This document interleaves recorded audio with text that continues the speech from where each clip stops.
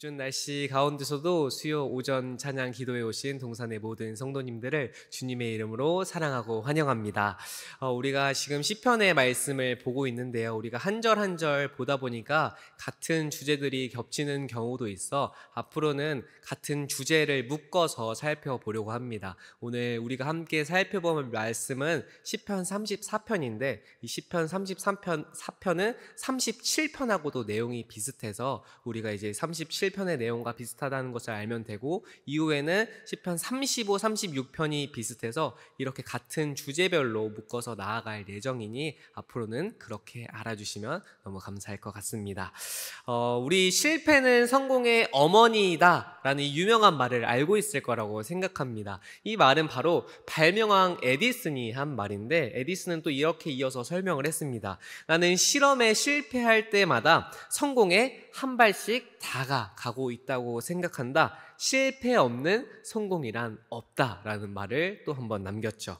우리의 삶 속에는 성공하는 일도 있지만 실패하는 일도 많습니다. 인생은 성공보단 실패의 연속이고, 이 과정에서 우리를 단련하여 성공에 이르게 합니다. 실패를 통해 실패를 배워가는 과정의 목표가 바로 성공이라는 뜻이죠. 그래서 2012년 노벨 화학상을 받은 미국의 생화학자 로버트 레코프위츠라는 사람이 있는데, 이 사람이 이렇게 말했습니다. 나는 99% 실패했고 성공한 건 1%에 불과하다. 중도에 포기하고 싶었던 적이 너무나도 많았다라고 이렇게 얘기를 했습니다. 이처럼 실패는 누구나도 겪고 우리의 삶에서는 오히려 성공보다는 실패가 많다고도 할 수 있습니다. 그리고 이렇게 실패는 누구에게나도 어려운 일입니다. 그 어느 사람도 실패하는 일을 반가워하지 않습니다. 하지만 우리의 삶을 들여다보면 이 실패를 통해서 우리가 오히려 성장을 한다는 것을 알 수 있습니다.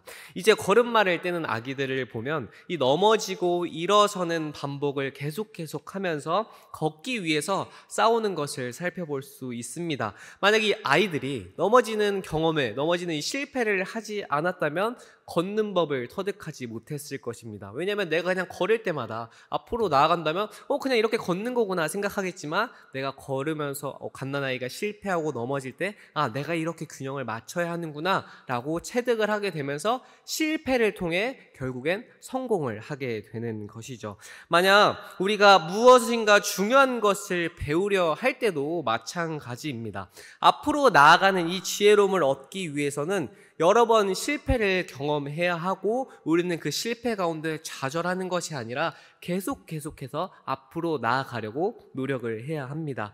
본질적인 것은 그 과정에 있어 우리가 무엇을 배우냐에 있습니다. 결과에만 바라보는 것이 아니라 아까 레코프위치가 말했던 것처럼 그 사람이 노벨상 화학상을 받을 때 자기가 성공한 것은 1%에 불과하지만 그 1%를 만들기 위해서 99%의 실패가 있었다는 것처럼, 우리는 이 결과에만 집중하지 않고 과정을 통해서 실패를 통한 경험이 무엇인지를 깨달아야 합니다. 이것은 믿음의 여정에서도 마찬가지입니다. 우리는 믿음의 실패를 통해 우리가 무엇을 해야 하는지, 또한 어떤 것을 바라보아야 하는지를 깨닫게 됩니다. 오늘 본문 속에 다윗도 그러했습니다. 시편 34편, 우리가 함께 읽을 이 시의 제목을 살펴보면 다윗이 아비멜렉 앞에서 미친 채 하다가 쫓겨나서 지은 시라고 말하고 있습니다. 이 시의 상황은 우리가 잘 알고 있는 사무엘상 21장의 배경으로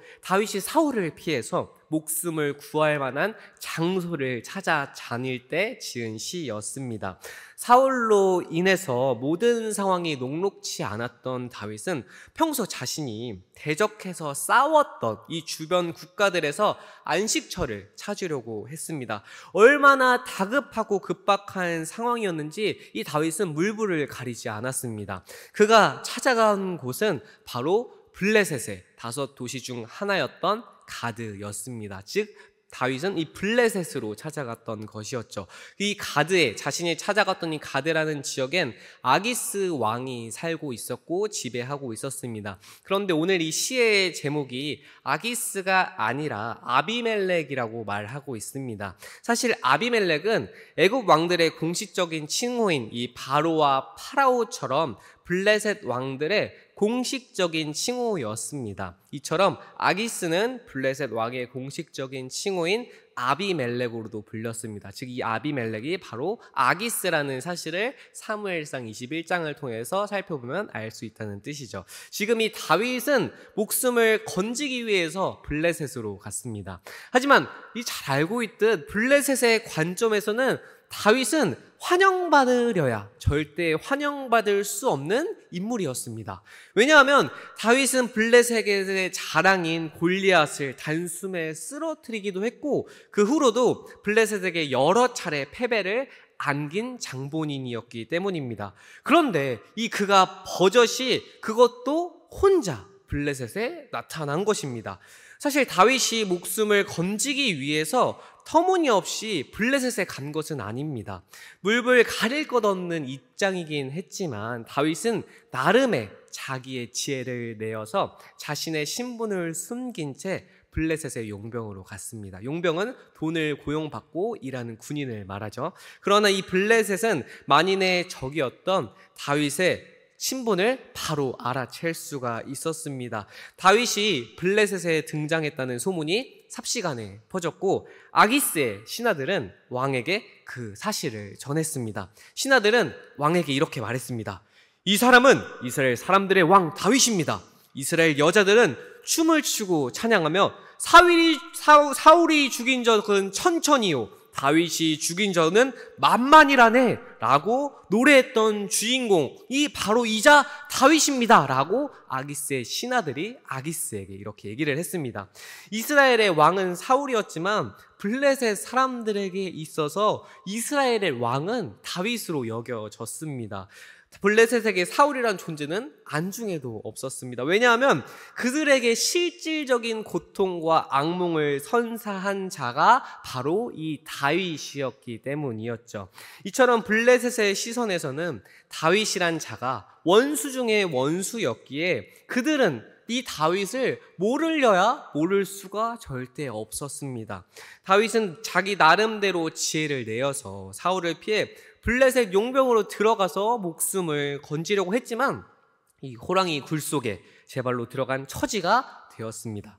이러한 절호의 기회를 놓칠 리 없던 아기스의 신하들과 아기스의 왕은 이 눈에 가시와 같은 다윗을 단숨에 죽여야 한다고 생각했습니다. 다윗이 완전히 꼼짝할 수 없는 상황에 갇혀서 죽게 될 것이라는 이 두려움이 자신을 휩싸은 그 순간에 바로 하나님께서 지혜를 주셨습니다. 바로 정신 나간 사람처럼 미친 척 하도록 말이죠. 다윗은 입에 침을 질질 흘리면서 문짝을 긁고 미친 사람의 흉내를 내어서 자신의 정체를 숨겼습니다. 이 모습을 본 아기스 왕은 신하들에게 이렇게 말했습니다. 내게 미치광이가 부족해서 지금 너희가 이 자를 데려다가 내 앞에서 미친 짓을 하게 하는 것이냐? 라고 이렇게 화를 내며 말했습니다. 아기스의 이 말은 다윗이 아니어도 지금 블레셋 가드엔 미친 사람이 이미 가득하다는 뜻입니다. 또한 당시 미친 사람은 어떠한 질병처럼 여겨져서 또 이 미친 병을 옮길까 봐도 걱정했던 상황이었기 때문에 우리 지금 이 가드에 미친 사람이 많은데 너희가 지금 이 미친 사람을 내 앞에까지 데려오냐? 라고 이렇게 화를 냈던 것이었죠. 또한 당시의 문화에서는 이 미친 사람을 죽이는 것을 금기사항으로 여겼습니다. 나라 대 나라에서 사회적인 약속이었고 또한 이 미친 사람을 죽였을 때 신에 대한 두려움을 얻을 수 있다고도 생각했기 때문에 우리가 절대 이 미친 사람은 죽이지 말자라는 사회적인 약속 또한도 있었습니다. 그래서 이 다윗을 자기 눈앞에 있는 다윗을 죽일 수만이라도 있었으면 속이라도 시원했을 텐데 그러지도 이러지도 못하는 상황에 있으니까 아기스가 짜증을 낸 것입니다. 자기의 원수 원수들 중에 원수, 우리의 나라에서 그동안 나올 수 없던 이 골리앗이라는 영웅도 죽였던 이 우리에게 패배를 안겼던 이 다윗이 내 눈앞에 있지만 미친 사람에게 죽일 수도 없는 이 상황에서 너무나 애통해했던 마음으로 아기스 신하들에게 화를 냈던 것이었죠. 이렇게 위기를 벗어난 다윗은 자기의 미련함에 대한 실패를 깨닫고 하나님의 순간적인 도우심에 감사했습니다. 멋지게 아기스를 속이고 위기에 탈출한 것에 대해서 너무 완벽한 연기였는데 너 정말 완벽했던 것 같아 내 연기가 라고 이렇게 생각하면서 하나님의 지혜를 다윗이 감탄했습니다. 다윗의 이런 마음은 우리 시의 처음인 34편 1절을 살펴보면 알 수 있습니다. 1절은 이렇게 이야기하고 있습니다. 내가 여호와를 항상 송축하며 내 입술로 항상 주를 찬양하리이다 라고 이렇게 얘기합니다. 다윗은 항상 하나님을 송축하겠다라고 말하고 있습니다. 그것은 다윗의 입에서 계속 찬송이 흘러 넘치고 있다는 뜻입니다. 도대체 다윗이 하나님을 항상 찬송할 수 있는 이유가 어디에 있었기에 그랬을까요? 이전까지 다윗은 사울 왕에게 쫓겨 다녔는데 좀 더 엄밀히 말하면 사냥당했다는 표현이 맞을 것입니다. 왜냐하면 이전에 시편의 시를 보면 다윗이 사울에게 쫓겨다닐 때 자신이 마치 사슴 같다라고 했거든요. 그래서 마치 다윗의 상황은 쫓겨다닌 게 아니라 사냥당하는 상황이었습니다. 사울에게 사냥당하듯이 쫓기다가 도저히 피할 곳이 없어서 바벨론의 아기스의 용병으로 지원했다가 지금 죽을 뻔하고 자신의 자존심도 완전히 망가지고 미친 사람처럼 행했다가 그런 상황에서 결국 목숨 하나 건진 상태입니다. 그리고 모든 자존심을 내려놓고 그 자신의 적군들에게 자신의 아주 미천한 모습까지를 내보인 그런 상황이었는데도 그럼에도 다윗은 언제나 내가 여호와를 찬양할 것이다. 내 입술에선 주님을 찬양하는 소리가 끊이지 않을 것이다. 라고 이렇게 고백한 것입니다. 다윗은 자기 나름대로 목숨을 건지기 위해서 번뜩이는 지혜로 바벨론 아기스의 용병을 지원했습니다. 하지만 다윗의 자신의 지혜는 정작 죽을 곳을 제 발로 찾아간 것에 불과했습니다. 다윗은 자기의 미련함을 다시 한번 분명히 깨닫게 되었습니다. 반면 하나님의 지혜는 죽을 수밖에 없는 이 상황에서 너무나도 간단하고 정말 완벽하고 통쾌한 방법으로 위기를 넘기게 해 주셨습니다. 바로 침을 흘리며 미친 사람을 하도록 말이었죠. 자신의 수염에 묻을 만큼의 침 몇 방울을 흘리고 정신 나간 사람처럼 문을 긁었더니 아기스가 그저 깜빡 속아 넘어간 것입니다. 다윗은 이런 하나님의 지혜를 생각하니 감탄할 수밖에 없었습니다. 또한 자기가 기껏 머리 쓴 결과가 사자굴에 찾아간 미련함에 불과했음을 생각할 땐 입에서 계속 웃음이 흘러나온 것입니다. 내가 이 아기스의 용병으로 갔을 때 목숨을 건질 수 있을 거라고 생각했는데 너무 완벽한 지혜 같은데 라고 생각했다가 오히려 하나님의 큰 지혜를 통해서 목숨을 건지고 위기에 탈출했던 것을 맞이했을 때 정말 내 지혜는 아무것도 아니구나. 정말 하나님의 지혜가 더 완벽하고 통쾌하구나 라고 이렇게 감탄을 하면서 오히려 자기 지혜를 실수하고 하나님의 지혜를 감탄하면서 이러한 고백을 했던 것이었죠. 다윗은 아기스 진에 들어가는 순간부터 그 분위기에 아차 했을 것입니다. 분명히 자기의 신분을 숨기려고 했지만 그 원수 중에 원수 바벨론들이 이 다윗이란 자를 내가 보면 가만두지 않으리라고 생각했기 때문에 다윗의 실루엣만 보고도 알았을 것이기 때문에 이 바벨론에 간 순간부터 다윗은 그 분위기에 아차했을 것입니다. 그리고 그 바벨론 가드의 사람들의 표정을 보니까 자신의 정체가 탄로난 것 같았고 또한 자신이 지금 이 환영받지 않는 상황의 분위기를 느꼈기 때문에 더욱 다윗은 이 순간에서 내가 어떡하지? 내가 지금 이 상황을 뒷걸음치기에는 이미 늦었고 내가 어떻게 하면 좋지? 라고 이 그 순간에 한 가지 방법을 떠올렸죠. 시편 34편 4절의 말씀입니다. 내가 여호와께 간구하매 내게 응답하시고 내 모든 두려움에서 나를 건지셨도다. 아멘. 다윗은 그 순간에 자신이 이제 죽게 되었구나 라는 그 처절한 순간에 두 눈을 찔끔 감고 하나님께 기도했습니다. 하나님, 제가 사울을 피해서 목숨을 건지고자 이 바벨론으로 넘어왔는데 도망가지 못한 채 꼼짝없이 죽게 생겼습니다. 하나님, 제발 저를 도와주세요. 제 목숨을 제발 좀 살려주세요. 라는 이런 간절한 마음으로 다윗은 기도했습니다. 이전까지는 다윗이 두려움에 휩싸였는데 이 기도하는 순간에 마음에 평온함이 생겼다라고 얘기를 하고 있습니다. 5절, 6절의 고백을 살펴보면 다윗은 이렇게 말을 하고 있습니다. 그들이 주를 앙망하고 광채를 내었으니 그들의 얼굴은 부끄럽지 아니하리로다. 이 곤고한 자가 부르짖음에 여호와께서 들으시고 그의 모든 환난에서 구원하셨도다. 아멘. 여기서 이 그들은 다윗이 경험한 것들을, 이 시에 경험한 것들을 기록하며 이 너희들도 나와 같이 동일한 경험을 가져보라고 권면을 하고 있는 것입니다. 다시 말해 내가 그러했던 것처럼 너희들도 하나님을 바라보면 얼굴에 빛이 나고 부끄러움을 당하지 않은 채 모든 어려움에서 건져내 주실 것이라고 말하고 있는 것입니다. 여기서 광채, 얼굴에 빛이 난다는 것은 얼굴에 기쁨이, 하나님으로 인해서 기쁨이 가득 차다라는 뜻입니다. 다윗은 하나님께 물어보지도 않고 자기의 지혜와 생각을 의지했다가 위기에 빠지게 되었지만 이 기도하며 나아갔을 때 잘못을 용서해 주시고 지켜주심을, 이 하나님의 은혜를 고백했습니다. 다윗은 바빌론 가드의 이 경험을 통해서 위기 가운데 하나님의 특별한 도우심을 얻기 위한 자신이 얻은 그 가르침을 오늘 시에서 말하고 있는 것입니다. 먼저 하나님의 선하심을 체험해야 이 하나님의 지혜와 하나님의 도우심을 경험할 수 있다라고 얘기했습니다. 시편 34편 8절에서 9절의 말씀입니다. 너희는 여호와의 선하심을 맛보아알지어다. 그에게 피하는 자는 복이 있도다. 너희 성도들아 여호와를 경외하라. 그를 경외하는 자에게는 부족함이 없도다. 아멘.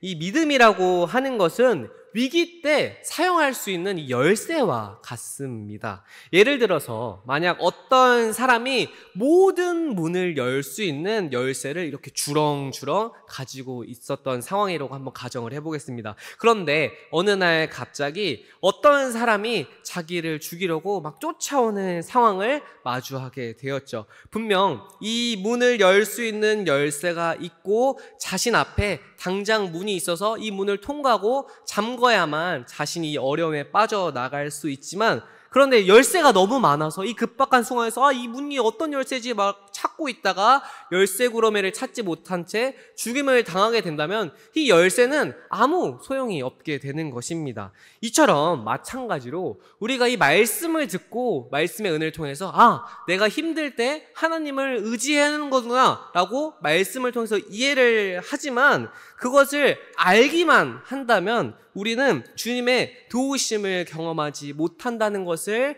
다윗이 말하고 있는 것입니다. 다윗이 8절에서 맛보아 알지어다 라는 뜻은 말씀을 직접 나의 삶에서 실천해보고 경험해보라는 뜻입니다. 하나님의 선하심을 맛보기 위해서는 그저 내가 말씀을 읽고 그치는 것이 아니라 몇 가지 자세들이 필요합니다. 무엇보다 말씀을 이 밑바닥에서부터 시작하는 것이 중요합니다. 이 이야기가 무엇이냐면 아기가 아까 뛰기 위해선 먼저 이 걸음마를 떼야 하는 것처럼 신앙도 밑바닥에서부터 하나씩 시작해야 합니다.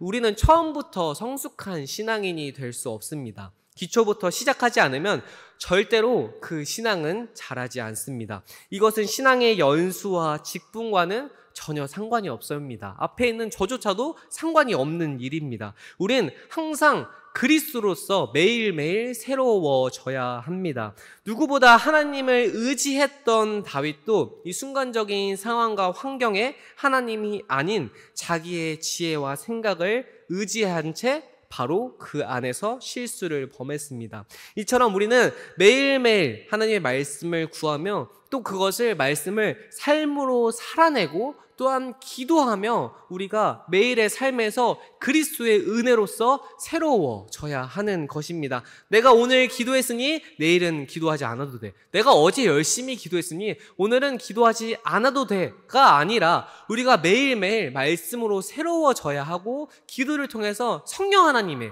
도우심을 구해야 한다는 것이죠. 그리고 그 방법을 할 때, 이러한 우리가 훈련을 할 때 인내 마음을 가져야 합니다. 환난은 인내를, 인내는 연단을, 연단은 소망을 이룬다는 우리가 잘 알고 있는 로마서 5절의 말씀처럼 나의 생각이나 방법이 아니라 말씀대로 한번 끝까지 인내해서 나아가 보는 것입니다. 분명히 인내하는 일은 굉장히 어려운 일이 맞습니다. 예를 들어서 우리가 건강하기 위해서는 운동을 해야 합니다. 그렇게 하기 위해서는 나의 피곤함과 나의 귀찮음을 내던져 버리고 힘듦을 인내해서 운동을 해야 하는 것이죠. 또한 우리가 살을 빼기 위해서는 다이어트를 해야 합니다. 이 다이어트를 하는 것이 굉장히 어려운 일입니다. 왜냐하면 배고픔을 참고 먹지 않고 인내하면서 살이 빠지도록 기다려야 하기 때문이죠. 이처럼 인내하는 일은 당장의 결과가 나타나지 않습니다.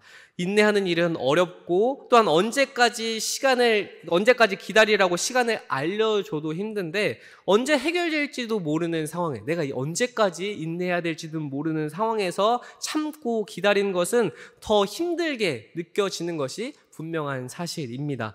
삶의 자리에서도 이 어려움을 맞이하면 인내하며 기다리기보단 빨리 해결되어서 힘든 상황을 벗어나고 싶어 합니다.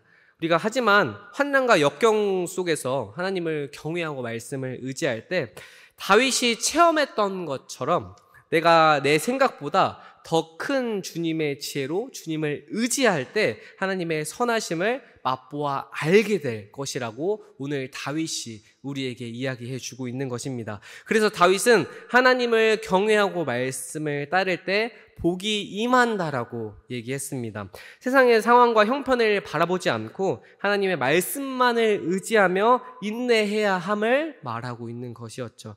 하지만 우리가 말씀을 붙들고 인내할 때 오히려 정말 이상하게 우리는 시험에 들 때가 더 많습니다. 그것은 바로 하나님의 말씀을 지키는 우리보다 믿지 않는 자들이 더 잘 사는 모습을 보일 때나 내가 하나님을 더 의지하고 기도하는데 나보다 하나님을 알지 못하는 자들이 더 잘 살고 내가 기도해도 별다른 상황이 있지 않으면 그땐 우리가 시험에 들고 인내하는 것을 포기하려고 합니다.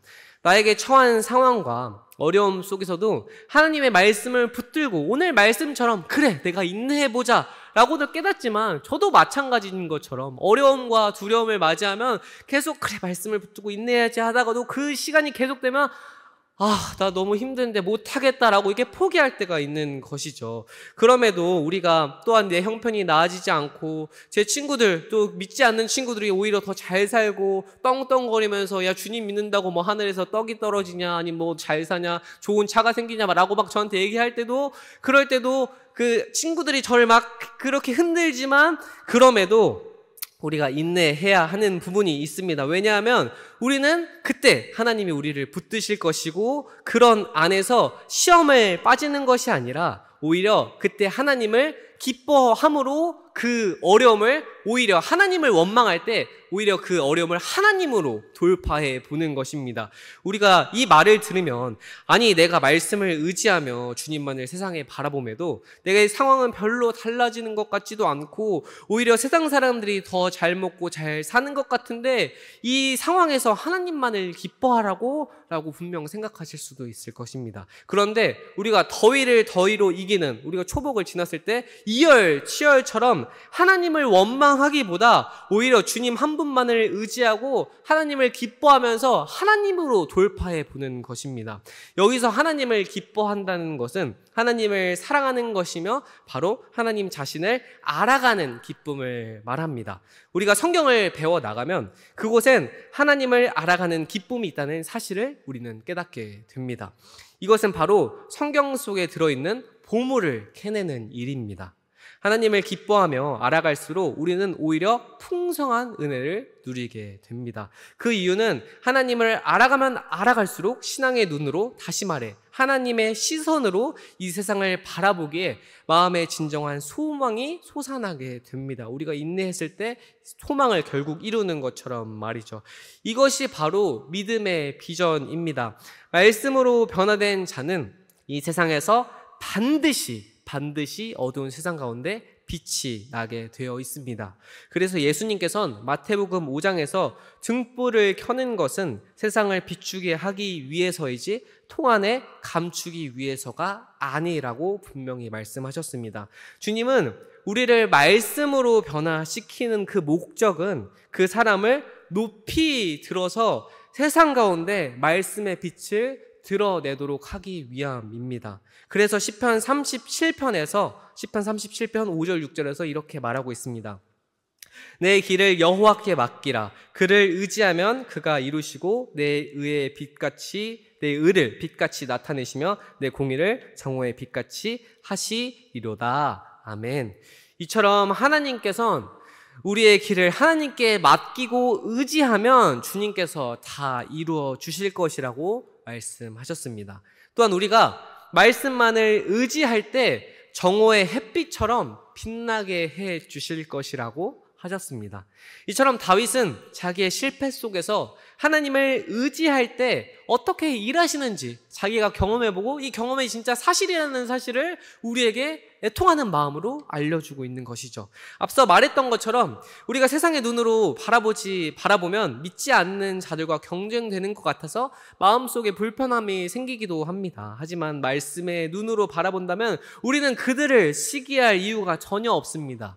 왜냐하면 악한 자들의 길과 우리의 길이 전혀 다르기 때문입니다. 그래서 우리는 다른 사람이 잘 되는 것에 대해서 전혀 마음 아파할 이유가 없습니다. 내가 아직 잘 풀리지 않는 것은 다만 아직 하나님이 허락하신 나의 때가 되지 않았기 때문이고 다른 사람이 잘 되는 것과 내가 못 되는 것은 별개의 문제입니다. 하지만 세상은 그렇게 우리를 흔들어 놓으려고 하죠. 야, 저 사람 하나님 안 믿고 잘 살잖아. 너 하나님 믿어도 별로 달라진 거 없지 않아? 라고 하면서 자꾸 사단은 우리를 넘어뜨리려고 합니다. 그래서 우리는 다른 사람에 대한 경쟁심이나 은근히 그들이 못되기 바라는 마음을 가질 필요가 없습니다. 하나님께서는 우리 성도님들 각자에게 정해놓으신 길이 분명히 있기 때문입니다. 이것은 악인들과도 다르고 우리 옆에 있는 성도님들과도 다릅니다. 그래서 우리는 이 불필요한 경쟁적인 생각을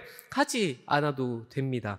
오히려 세상의 마음을 두고 내 삶을 비교한다면 우린 감사와 기쁨을 단숨에 잃어버리게 된다는 것을 잘 알고 있습니다. 때문에 우리는 악한 방법으로 잘 되는 사람들을 볼 때 화를 내거나 불평할 필요가 전혀 없습니다. 또한 더 나아가서 악한 자들이 우리를 괴롭게 하더라도 우리가 그 말씀을 지키려고 할 때 사람들은 우리를 자꾸 흔들어 놓으려고 하는데 그때 우리를 흔들어 놓을지라도 우리는 거기에 신경을 쓸 필요가 없습니다. 왜냐하면 오늘 말씀이 우리에게 이렇게 말하고 있기 때문입니다. 우리 시편 34편 19절에서 20절의 말씀을 함께 읽어보도록 하겠습니다. 의인은 고난이 많으나 여호와께서 그의 모든 고난에서 건지시는도다. 그의 모든 뼈를 보호하시며 그 중에서 하나도 꺾이지 아니하도다. 아멘. 말씀처럼 의인들은 악한 자들에게 많은 고난을 받고 넘어지기도 하고 우리를 흔들어 놓기도 합니다. 왜냐하면 의인에겐 악한 자들이 가질 수 없는 것을 갖고 있기 때문입니다. 우리는 가지고 있지만 그들이 갖지 않고 있는 것이 우리는 갖고 있죠. 그것이 바로 무엇이냐면 바로 예수 그리스도의 생명과 기쁨, 평안이 우리에게 있습니다. 그래서 세상 가운데 우리가 편안할 때 세상 사람들은 오히려 우리를 흔들어 놓으려고 합니다. 야, 불안하고 걱정되는 상황에서 너도 불안해야지 왜 가만히 있어? 라고 의연함을 그들은 자꾸 흔들어 놓고 싶어 하는 것이죠.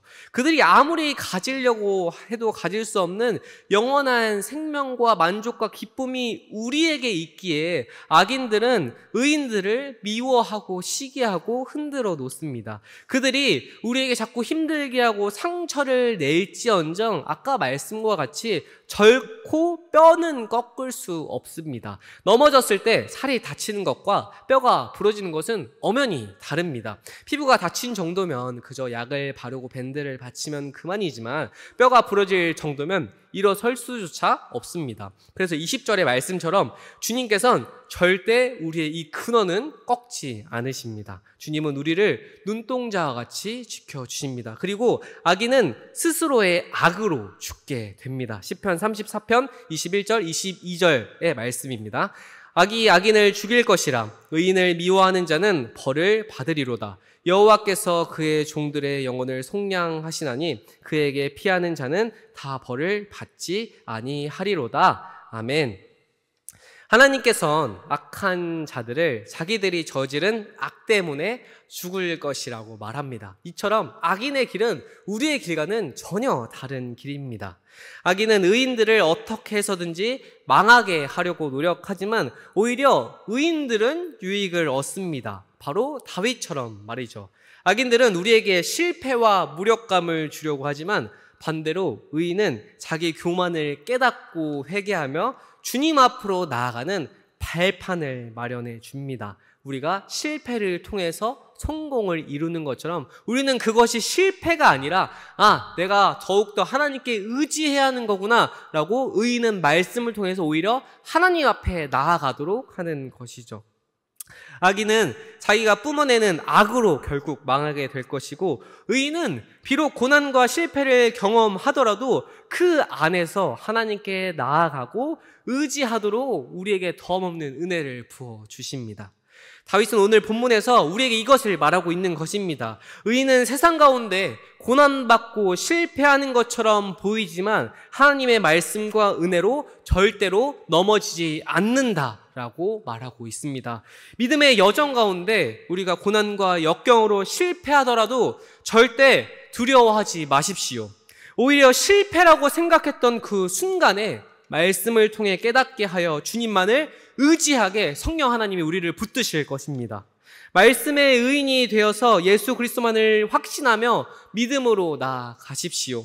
하나님의 계시기에 의인은 절대 넘어지지 않을 것입니다. 악인이 우리를 상처낼지라도 우리의 뼈는 절대 부러지지 않을 것이고 우리는 다시 일어나서 하나님 앞으로 나아갈 것이며 하나님은 우리를 눈동자같이 지킬 것입니다. 말씀으로 역사하시는 성령 하나님의 도우심과 그 함께하심으로 말씀의 은혜를 누리면서 그 성령 하나님이 우리의 삶 속에서 언제나 함께하시고 우리를 지키신다는 그 말씀의 은혜를 붙들고 나아가는 동산의 모든 영가족이 되기를 주님의 이름으로 소망하겠습니다. 우리 시간 말씀을 기억하며 기도하기를 원합니다.